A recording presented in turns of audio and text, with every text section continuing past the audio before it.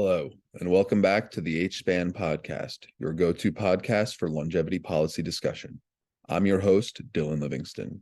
Today, we're excited to be joined by Senator Kenneth Bogner. Ken is a United States Marine veteran who currently represents the 19th District in Montana's State Senate. In this episode, I want to discuss longevity science with Ken, as well as get his views on the role government should play in supporting and regulating biotechnology industries. So join us as we discuss the relationship between longevity science and policymaking. Without further ado, here's Senator Kenneth Bogner. Live long and prosper.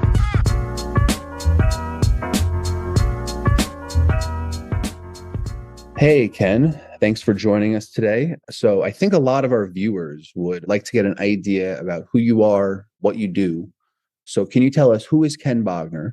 What do you do? What are you passionate about? And, where do you want to see this country go as a state senator from Montana? I'm Ken Bogner. I was born and raised in southeast Montana, very rural rancher cowboy community. I grew up very interested in government. My favorite class in junior high was social studies.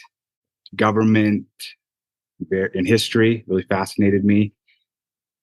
Then I went to high school. A month into high school, September 11th, 2001 happened. And that just made me so much more interested in government and politics, and followed the decisions that politicians and the government made for the next few years, and was fascinated by it. Those decisions led me to join the United States Marine Corps when I turned 18. I did 4 years as a combat engineer, and I did 2 tours to Iraq. And on those tours, I got very fascinated with geopolitics and how a kid from the middle of nowhere, Montana, ends up halfway around the world in the desert with someone who doesn't even speak the same language as him trying to kill him. And it was kind of mind blowing. And I decided that I wanted to study that. And so I got out of the military and went and studied political science at Columbia University in New York.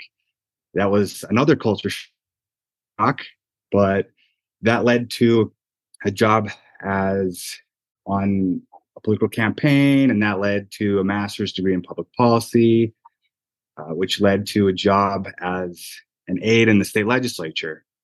And through that job in the state legislature, I made some connections and got asked to run for state senate myself. And I won that race in 2018. And now I'm currently in the Montana State Senate as the Senate President Pro Tem, which is the Vice President of the Senate. And I just help the president make sure that the legislature runs smoothly. And then you wanted to know, what am I passionate about? Is that the next question? Yes. Yeah, I threw a lot at you there. Yes. So tell us what you're passionate about politically. And before I do that, thank you for your service, Ken. I just want to say that now here, what you do and what you did is very important for the, security of this country. So I thank you. But yes, please tell us what you're passionate about. I could guess from your background, but, please let us know in your own words. Well, thank you. Proud to have served. Really the greatest privilege I've been able to experience so far. Really meaningful. So thank you. But that military experience has really influenced what I'm passionate about here in the legislature. And I try to use state policy as foreign policy. So a lot of the legislation that I bring forward does what Montana can do as a border state, and how it can affect some of the foreign policy. So that's a big issue for me. And then I also focus on the individual privacy and data privacy of Montanans. That's my focus right now. I really have started to dive into, emerging tech and how it relates to our privacy and what we're striving for here in Montana and America. Yeah, absolutely. Yeah, that leads perfectly into what we're going to talk about today, right? Emerging tech, and specifically biotech and longevity biotech, right? So Ken, before we get into the meat and potatoes of this conversation, let me just ask you. So, you and I have been talking for the past couple of months, and, I'm not going to ask you a whole, spiel on the science about longevity and aging because, they're us politicos, we know what we know, right?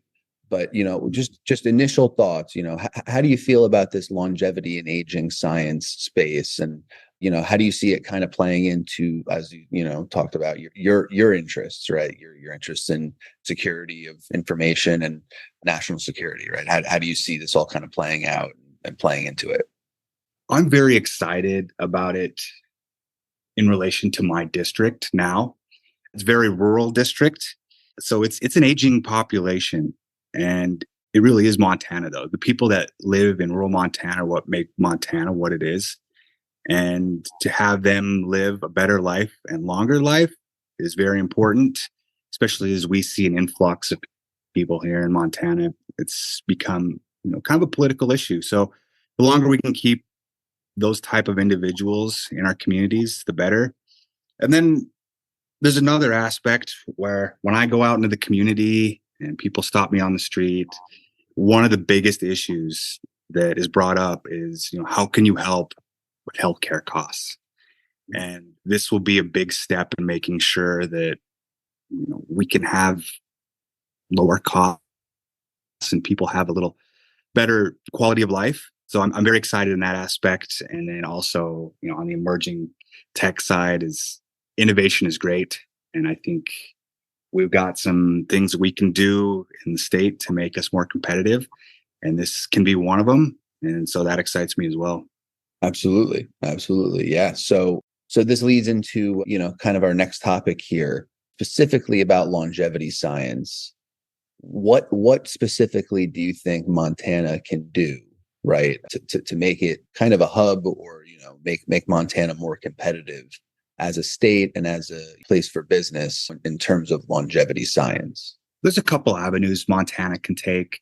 They can go the route where they put resources into it, funding, tax credits, just really investing heavy monetarily in that portion.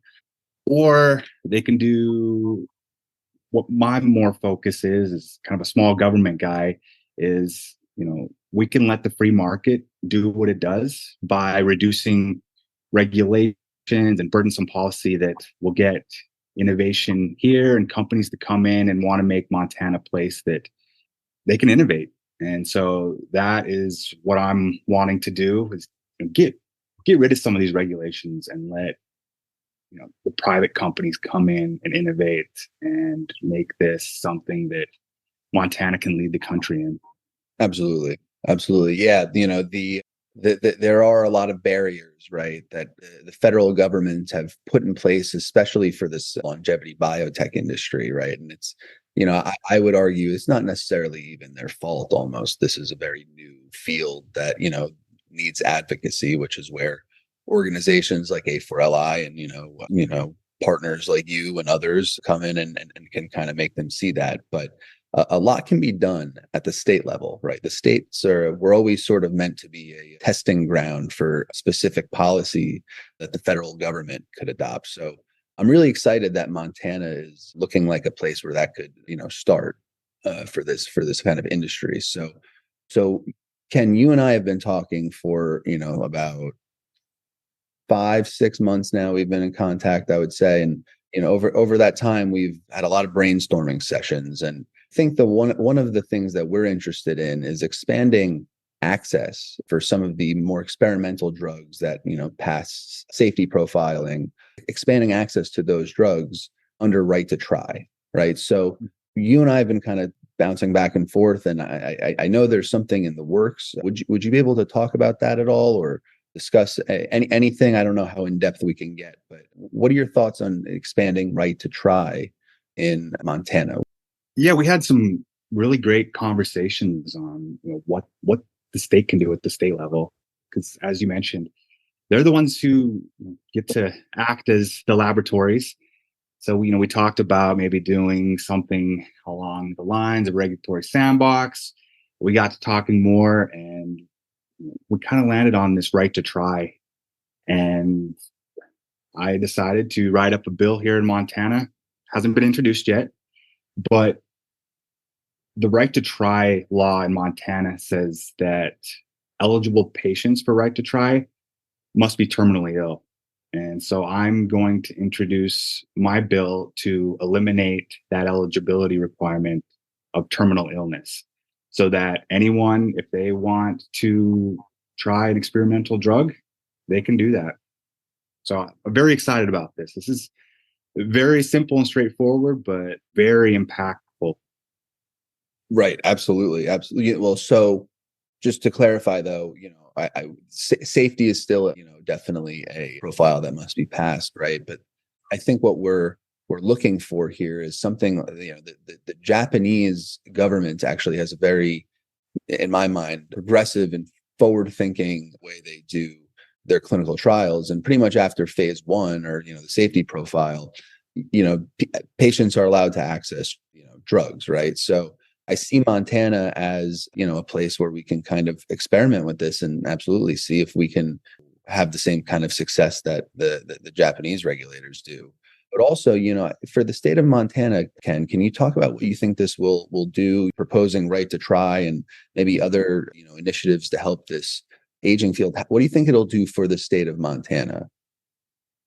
Well, we've seen just in the past few years, Montana really become a place where people want to be, not just individuals, but companies.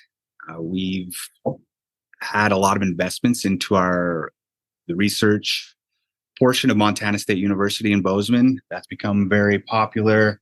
GlaxoSmithKline, GSK just announced, I guess a year ago, $100 million investment into the state. So this would really encourage those type of investments moving forward and get people in the space excited about coming to Montana. We're starting to invest now, but this would really open things up to really get a bang for your buck and encourage people to come to Montana.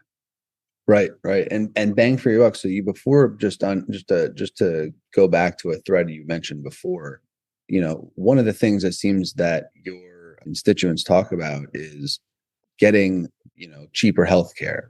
So, one of the ideas around longevity medicine is that in a lot of ways, it could be a way to lower healthcare costs, making more efficient drugs that target a wider range of, diseases, and all packed into one or two, or, however many therapies or drugs you need to take, is better than taking a drug for each individual disease you have. Do you think that kind of messaging would resonate with the people of Montana? Do you think, Montanans are kind of the people in the correct state to kind of get this done? How do you feel about the people of Montana accepting scientists and innovation moving into the state?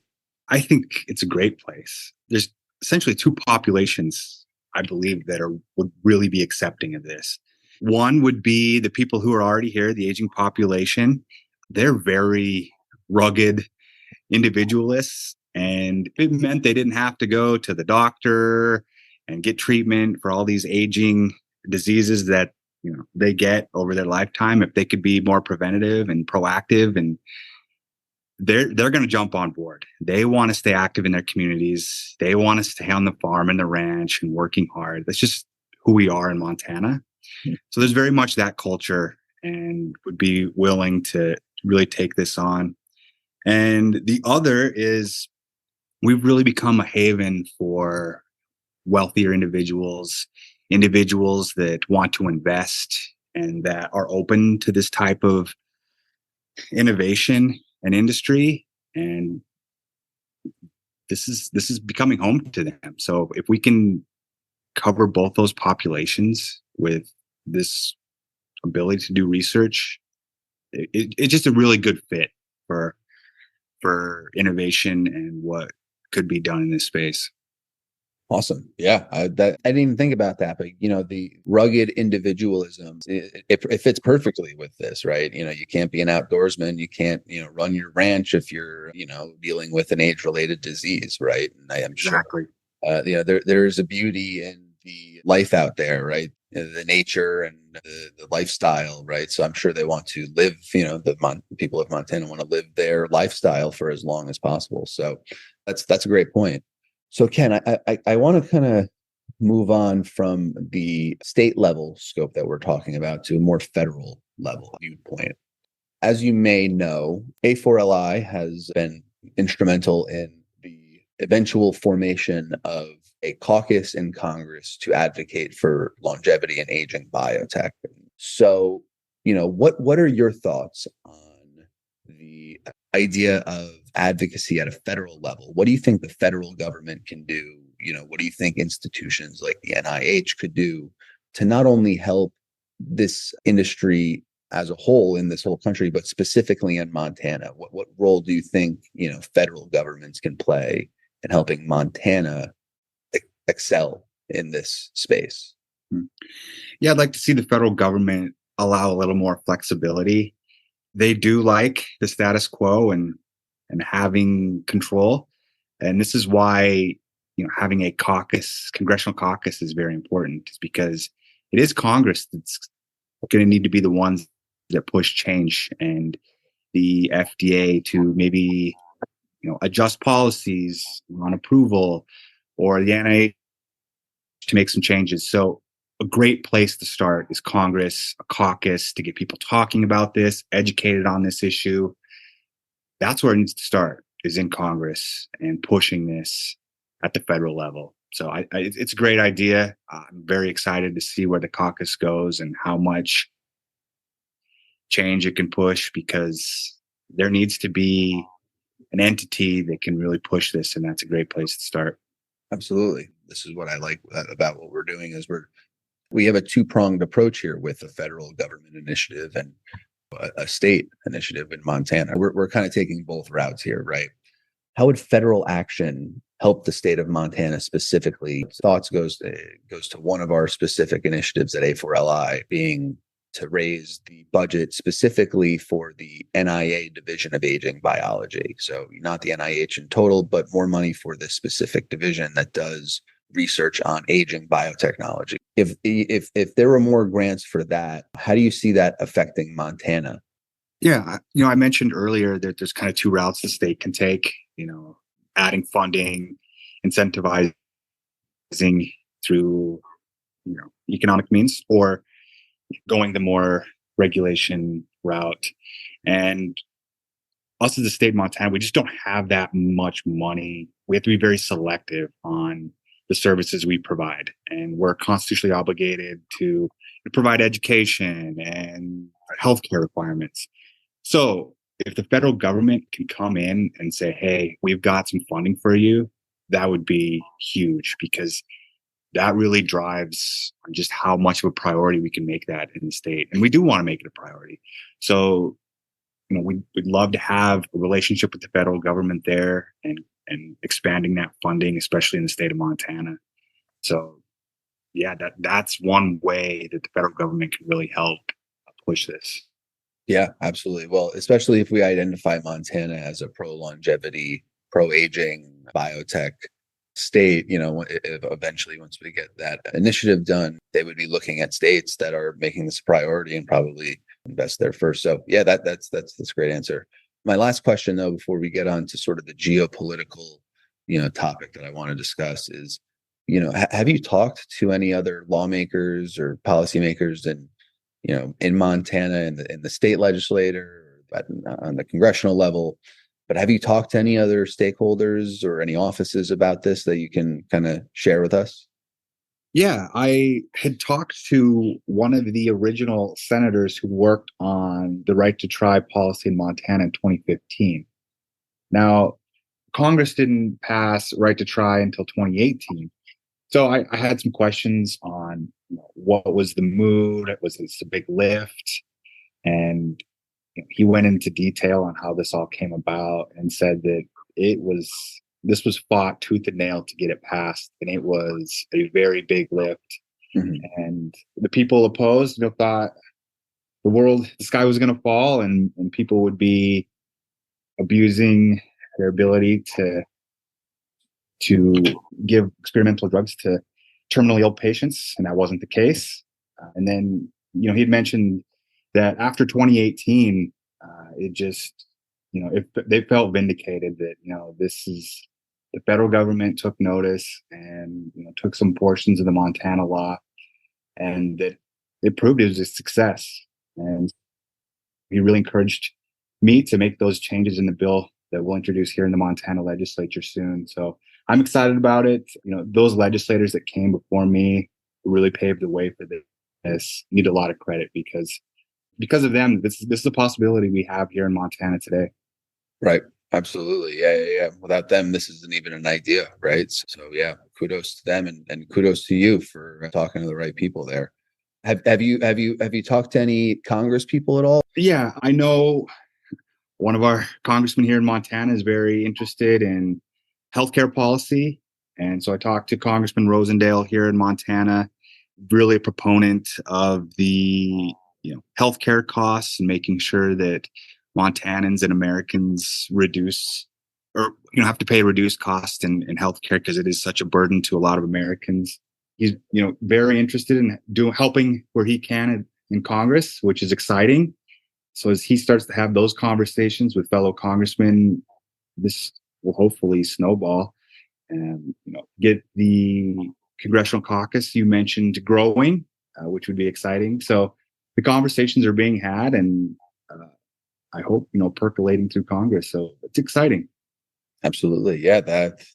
Thanks for talking to him. That's I appreciate that, and I'm sure all of our audience will too. Yeah, I definitely have to put on my notes here to reach out to the Rosendale office. Yeah, thank you for that, Ken. That's great. So I want to just go into the last meat and potatoes part of this conversation here, and kind of talk about the geopolitical implications. Right? You discussed earlier that's one of your main interests and main focuses, right? Especially as a border state. So I want to bring up the Chinese spy balloon situation. I know Montana was one of the states that I think it was the first state, maybe other than Alaska, that the balloon reached. So, I'm curious as just a Politico, what were your thoughts when that was going on? Were you aware of it while it was happening? What were people on the ground saying? Just want to get a general sense of how the Montana folks reacted and how you reacted. Well, my first thought was, what timing? So exactly 1 week before the balloon was first spotted over Montana, I had introduced a bill that would prevent adversarial nations determined by the U.S. Department of Commerce from purchasing and entering into agreements for ag production land and critical infrastructure in Montana.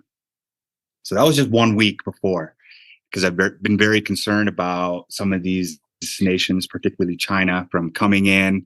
They tried to buy up some farmland next to an Air Force base in North Dakota, which raised a lot of red flags. So we just wanted to prevent that here in Montana. And then a week later, there's the spy balloon hovering over Montana.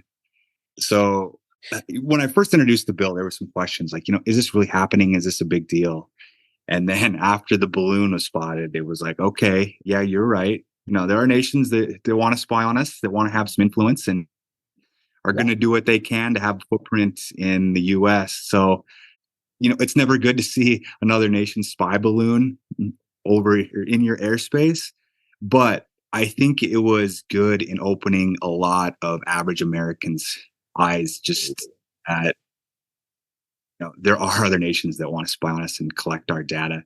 It's one thing to say, someone's collecting your data for a nation on your phone. Yeah, whatever, you don't see it.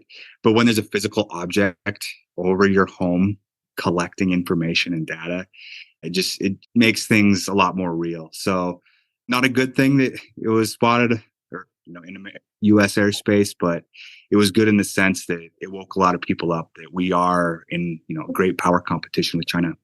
Absolutely. Yeah. And it's good for you. That's the first thing I'm going to say. Good for you for being an early realizer of this and, proposing that a week before. And I'm sure you must have felt vindicated and like you were right, and you were. So, but the second thing is I have a little theory about longevity and aging and China specifically. So China, I'm sure, as you know, is facing, as the whole world is facing, an aging crisis, right? The demographics are shifting so that a larger portion of the people are over 65. In 2020, I'll rattle off some statistics. In 2020, the percentage of people in the US over 64 or 65 was 16%. In China, it's 13%. In other nations like England and France, it's like closer to 20%. And the UN in 2019 made the projection that in 2029, that China would depopulate, and by 2025, they would have a larger portion of their country, over the age of 65, right? And so, the thought is, that the Chinese government is going to be, very, very invested in this longevity biotechnology industry, just because of the fact that they're depopulating. They were also in that report I mentioned, they were expected to start depopulating in 2029, but it turns out that in 2022, they started depopulating. So it seems that a bunch of their policies, including potentially zero COVID, is accelerating this, right? And so my theory is that China in the next, 50 years is going to be hit harder by this aging demographic crisis than almost any other country. And so my thought is that by, making longevity biotech the US's, speciality, the same way that Taiwan kind of dominates the semiconductor industry, we can not only help our own citizens, not only help keep them, thriving and, active, productive, healthier, and happier for longer, we can control a market that China and the Chinese population is desperately going to need over the next 50 years. So after explaining that whole theory to you, what do you think about it? Do you think that makes sense? Do you think that's something that people could get behind, or is it something that I should just keep in the back of my mind? Yeah, I think that's a correct theory. The one-child policy in China is really coming back to hurt them. And one of our biggest advantages here in the US is our people. And they're innovative, and we need them around and contributing to society as long as possible and teaching our next generation what they know. This is the longevity dividend. Increase the healthy life expectancy, increases the individual's time in the job market and producing, and less, in healthcare, and having them in that healthcare and having them less in the healthcare system and costing more to society is a bigger economic benefit. And that helps us compete economically with China as they start losing their population and their ability to compete economically. So yeah, this is a big issue and a great strategy on how we can really help compete against nations like China. Right. Yeah. I'm glad that we have your support on that idea. That's great. So Ken, the last thing, so we're getting to sort of the end here. So what I usually ask my listeners, the audience wants to know, why should they be hopeful for the future? I think there's a lot of gloom and despair. If you turn on CNN or Fox or any news outlet, anything on TV, you'll see the negatives, right? It's all about the negatives. And, I think there's a lot to look forward to in the future. I think the future continues to get better, even if bad parts are more obvious because of social media and the news and whatnot. So can you give our listeners, some reason to be hopeful for the future, and, tell them why you're hopeful for the future? What gets you out of bed in the morning every day? It's definitely easy to get discouraged, especially being in politics and seeing the polarization every day. But at the same time, being in the capital and then being out in my district is what gets me up every morning and excited. Is the next generation, to be honest with you. Gen Z might get a lot of flack, but they're the first generation that grew up with all the information in the world in the palm of their hand. And they are willing to ask the why question. Why are we doing this? Why are we not doing this? And I've gotten those questions from them, and it's really sparked a lot of, internal debate and reflection on why are we doing this and why aren't we doing this? So as they come into politics, I'm really excited the directions they're going to take this country. They are not necessarily happy with the status quo, and they're willing to be innovative and disruptive. And that's what America's about. So I'm very excited about this next generation. And I'm kind of biased as a millennial, but I'm excited as millennials get more into politics and have a say in policy, whether it's longevity or data privacy. I'm very excited where we go in the next 10 to 15 years. I'm with you. I think, millennials to a lesser extent than I think Gen Z, and I'm a Gen Zer. Well, I'm right on the cusp of being a Gen Z and a millennial. I think millennials and Gen Zers, right, get a lot of flack from, older generations, but like you said, we really are there's never been, another group of people who have been able to access information the way that we have so easily.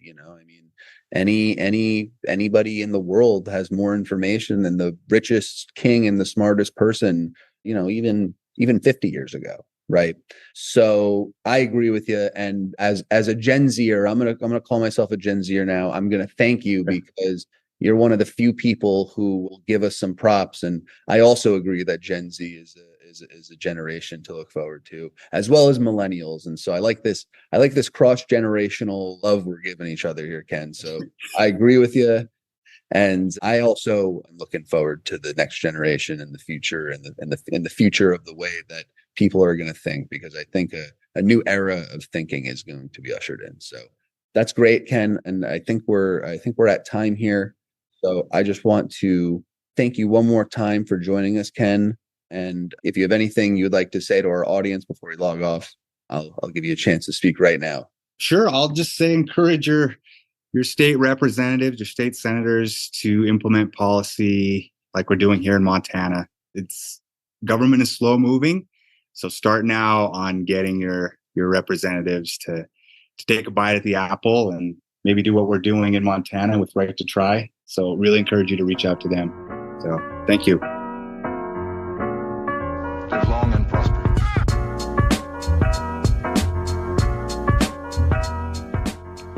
Thank you, Senator Bogner, for making the time to join us today. And for those who are listening at home, I hope you found this conversation as enlightening and informative as I did. If you have any suggestions on who you'd like to see make an appearance on our podcasts, you can send the suggestions to us at info@a4li.org. HBAN will return in 2 weeks, but until then, let's live long and prosper.